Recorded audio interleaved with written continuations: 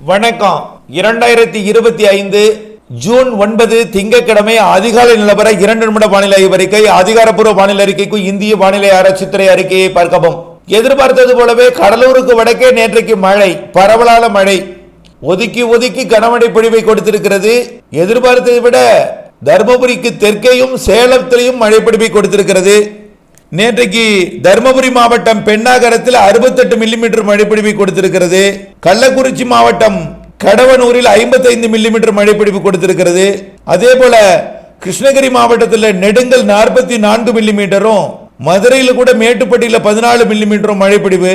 அதே போல சேலம் மாவட்டம் மேட்டூர் 64 மில்லிமீட்டர் மழைப்பொழிவு, திருப்பத்தூர் மாவட்டம் ஆம்பூர் 31 மில்லிமீட்டர் மழைப்பொழிவு, விழுப்புரம் மாவட்டம் மரக்காணம் 45 மில்லிமீட்டர் என்று மழை. இன்றைய மழைப்பொழிவை பொறுத்த வரைக்கும் டெல்டா மாவட்டங்கள் வரைக்கும் தொடங்கிடும். இன்றைக்கு மேற்கு தொடர்ச்சி மலை மாவட்டங்கள், மேற்கு மாவட்டங்கள் ஆங்காங்கே, கர்நாடக எல்லையோர மாவட்டங்கள் ஆங்காங்கே தொடங்கி வங்கக்கடலோரம் மாலை இரவிலே வந்து மழைப்பொழிவை கொடுக்கும்.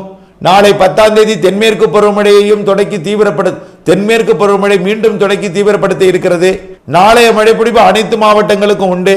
இப்படி மாலை வந்துவிட்டால் மழை, மதியம் வந்துவிட்டால் மேற்கே மழை, இரவு நள்ளிரவு அதிகாலை வரை கடலோர மழை என்று வரக்கூடிய 16ஆம் தேதி வரை மழைப்பொழிவு தீவிரமடை இருக்கிறது. மதியம், மாலை, இரவு, நள்ளிரவு ஏதேனும் சில மணி நேரங்கள் மழைப்பொழிவை கொடுக்கும். உங்களுக்கும் மழை உண்டு. வரக்கூடிய 16 வரை கிடைக்கக்கூடிய மழைப்பொழிவு திட்டமிட்டு அறுவடை போன்ற பணிகளை மேற்கொள்ளுங்கள். விரிவான அறிக்கையை பார்த்து பயன்பெற அன்போடு கேட்டுக்கொள்கிறேன். தொடர்ந்து வானிலை அறிக்கையுடன் இணைந்திருங்கள். நன்றி.